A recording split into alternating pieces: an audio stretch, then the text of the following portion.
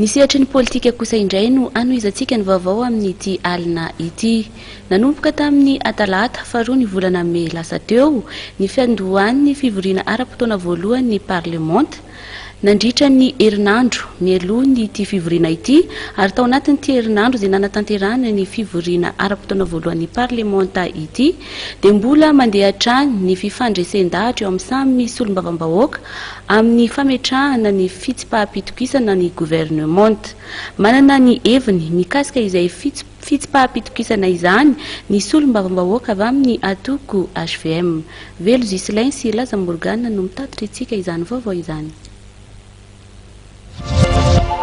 Rano vaovao azo avy amin'ireo solombavam-bahoaka sasatsasany eny amin'ny anteny mera-pirenena eny dia efa misy tokoa ny fikolokoloana ametraka ny fitsim-pahapitokisana na ny motion de censure atao amin'ny gouvernemanta.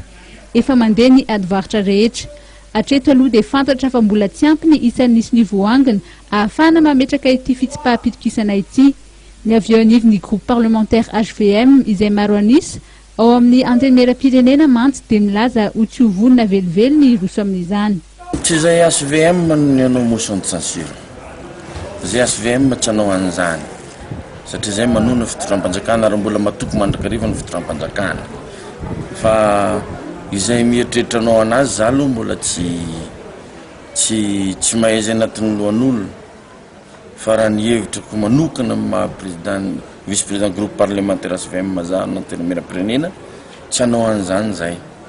Ary mbola matoky ny gouvernement izay mitrangana eo. Mbola tsy fotoana an'izao. Mazava ho azy afaka hiariasa amindreo zay. Matoa zareo nanao fanatsarana iny misy antony. Ary tokony tsy menatsiny zareo satria manao zareo amin'ny fanatsarana izay hita fa mety ho tombontsoan'ny firenena. Tsy tombontsoako, tsy tombontsoan'ny ranona sy ranona fa izay tombontsoan'ny firenena ny tadiavintsika. Dako matoky hafa miezaka zareo manatsara. Ary za koa matoky fa maro ny asa zay atao andalana efa milalana ny ivoahany satria manao zavatra tsy mora. Hatreto aloha zany dia mbola eo andalan'ny fifandresen-dahatra ireo solombavam-bahoaka raha ny vaovao voaray. Mety ao aorian'ny fionan'ny gouvernement amin'ny solombavam-bahoaka no ho hita soritra ny tena mety ho toy an'ity resaka ity.